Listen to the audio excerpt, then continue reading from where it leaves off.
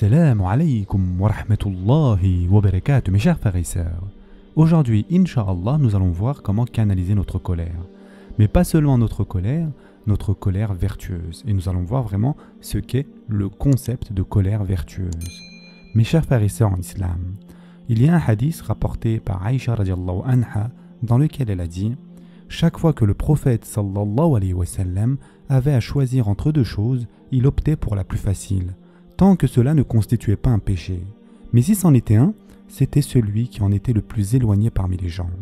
Et jamais le messager d'Allah, sallallahu alayhi wa sallam, ne se vengeait pour une offense personnelle, à moins que ce que Allah azza wa jal avait rendu sacré ne fût bafoué. » Ce hadith, mes chers frères et sœurs en islam, décrit l'équilibre dans le caractère du prophète, sallallahu alayhi wa sallam.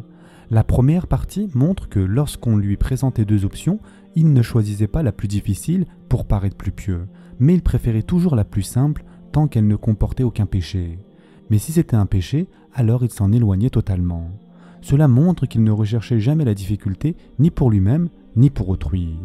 La seconde partie du hadith nous enseigne qu'il ne se vengeait jamais pour des raisons personnelles, mais il se mettait en colère lorsque la loi d'Allah azza wa jal était transgressée.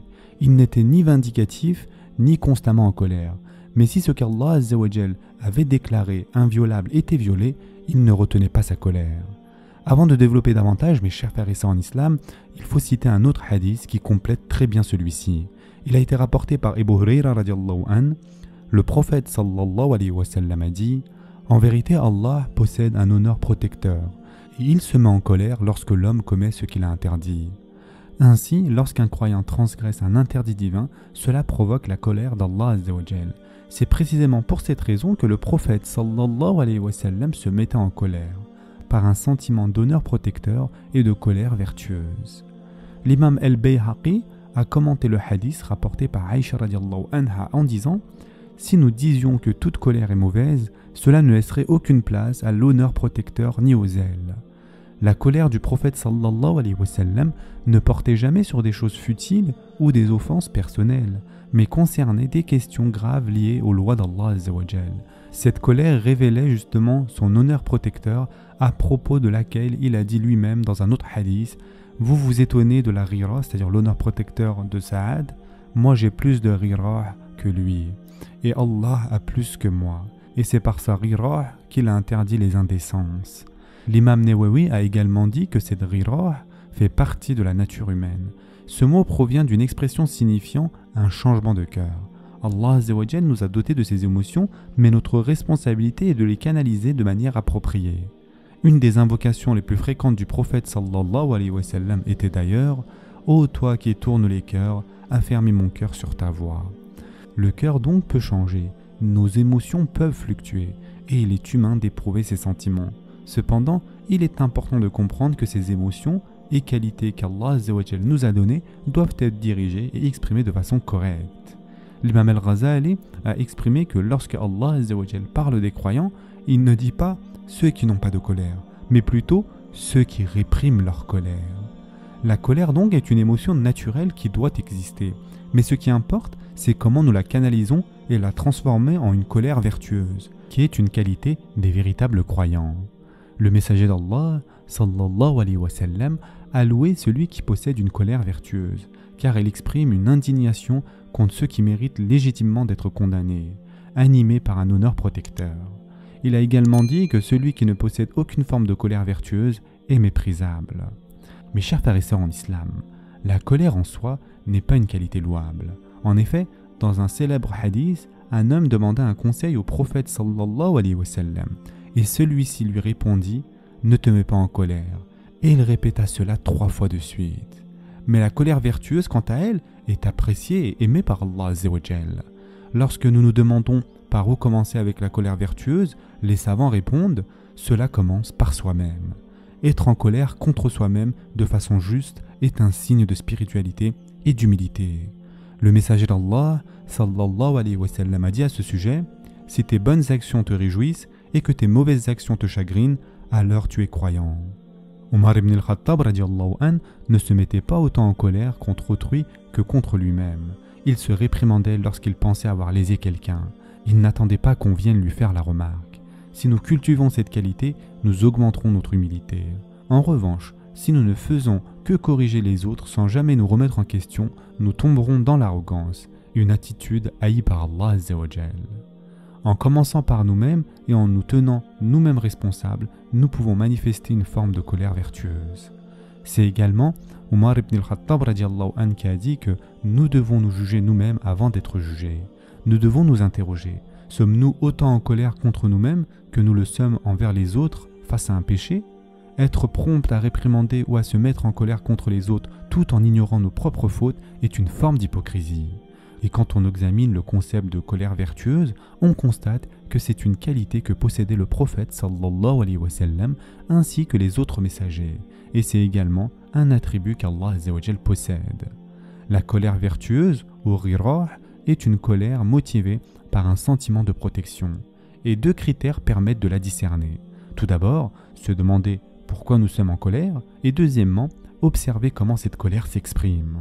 Ces deux aspects sont étroitement liés. Par exemple, si quelqu'un enfreint les limites fixées par Allah Azza wa Jal, il ne peut pas prétendre être en colère pour Allah. La manière dont la colère se manifeste est révélatrice de sa véritable origine. S'agit-il d'une colère pour Allah ou d'une colère pour l'ego, c'est-à-dire pour le nefs? Insulter ou user de langage grossier pour réprimander quelqu'un tout en affirmant que c'est pour Allah Azza wa Jal est faux. Ce n'est pas de la colère vertueuse. Le prophète sallallahu alayhi wa sallam a clairement dit que le croyant n'est pas quelqu'un qui maudit ou injurie les gens. Être agressif et blessant vient du nefs, c'est de l'orgueil déguisé, sans bénéfice pour les gens ni pour l'islam. C'est une des ruses de Shaitan. On peut avoir raison dans le fond, mais la façon dont on expose cette vérité peut révéler que notre intention n'est pas sincère. Il faut alors faire une pause, se remettre en question et renouveler notre intention. Le messager d'Allah, sallallahu alayhi wa sallam, a décrit les hypocrites comme des gens qui, lorsqu'ils se disputent, dépassent les limites et deviennent injustes. Il a aussi dit que les signes de l'hypocrisie sont les suivants. Lorsqu'il parle, il ment. Lorsqu'il promet, il trahit. Lorsqu'on lui confie quelque chose, il trahit la confiance. Le prophète, sallallahu alayhi wa sallam, a énuméré les traits nocifs de l'hypocrisie et si l'un d'eux apparaît chez nous, nous ne pouvons pas prétendre que c'est pour Allah Azza wa Jal, même si la cause semble juste. La manière dont nous exprimons ainsi notre colère est souvent révélatrice de la raison qui la motive. Le meilleur exemple à suivre reste le prophète sallallahu alayhi wa sallam. Et Aïcha radiallahu anha, qui a été témoin de toutes les émotions du prophète sallallahu alayhi wa sallam, a dit de lui qu'il avait l'excellence dans chacune d'elles. Elle l'a vu dans ses moments les plus authentiques, dans l'expression de ses émotions, et elle le décrit comme l'homme le plus équilibré et le plus noble. Un exemple marquant est rapporté par Ibn Abi Mulayqa. Aïcha radiallahu anha a raconté que les Juifs sont venus dire au prophète sallallahu alayhi wa sallam « As-samu alayka », c'est-à-dire que la mort soit sur toi. Et le prophète sallallahu alayhi wa sallam leur répondit simplement « Et sur vous ». Alors Aïcha radiallahu anha s'écria « Que la mort soit sur vous, qu'Allah vous maudisse et déverse sa colère sur vous ». Mais le messager d'Allah sallallahu alayhi wa sallam lui dit « Ô Aïcha, sois douce et calme, sois douce et garde-toi de toute brutalité ou parole mauvaise. » Elle répliqua « Mais n'as-tu pas entendu ce qu'ils ont dit, ya Rasulallah ?» Il répondit « N'as-tu pas entendu ce que je leur ai répondu ? J'ai retourné leurs paroles contre eux, et mon invocation sera acceptée, tandis que la leur ne le sera pas. » Un autre exemple est rapporté par Anas radiallahu anhu. Alors que le prophète sallallahu alayhi wa sallam se trouvait dans la maison de Aïcha radiallahu anha, une autre des mères des croyants lui envoya un plat de nourriture. Aïcha radiallahu anha frappa la main du serviteur qui apportait le plat, ce qui fit tomber et casser le récipient. Le prophète sallallahu alayhi wa sallam ramassa alors les morceaux cassés, puis rassembla la nourriture qui y était et dit « Votre mère, c'est-à-dire mon épouse, a été jalouse. » Il retint ensuite le serviteur jusqu'à ce qu'un plat en bon état soit apporté depuis la maison de Aïcha radiallahu anha. Il donna ce plat à celle dont l'assiette avait été brisée et conserva l'assiette cassée chez Aïcha radiallahu anha. Cependant, il y eut une occasion où le prophète sallallahu alayhi wa sallam manifesta une vraie colère et ce fut lorsque Aïcha radiallahu anha fit des remarques au sujet de Khadija radiallahu anha, disant qu'elle avait été remplacée et que le prophète sallallahu alayhi wa sallam devait cesser de la mentionner autant. C'est le moment où Aïcha radiallahu anha a vu le prophète sallallahu alayhi wa sallam le plus en colère. Son visage est devenu rouge et il lui a dit Allah ne m'a pas donné meilleur qu'elle.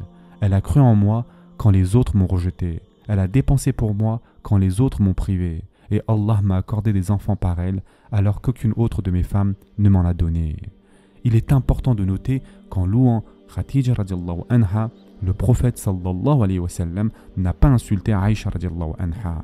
Il était en colère pour Allah azza wa jal et par la loyauté envers Khadija radiallahu anha, non par ego ou animosité personnelle. En comparant les deux incidents, le prophète sallallahu alayhi wa sallam aurait pu se mettre extrêmement en colère et crier contre Aïcha radiallahu anha pour l'avoir embarrassée devant un autre compagnon. Mais au lieu de cela, il comprit qu'elle avait agi par jalousie et d'une manière peu appropriée, et il se contenta de lui demander de remplacer le plat. C'est souvent en présence d'autres personnes que notre ego peut prendre le dessus.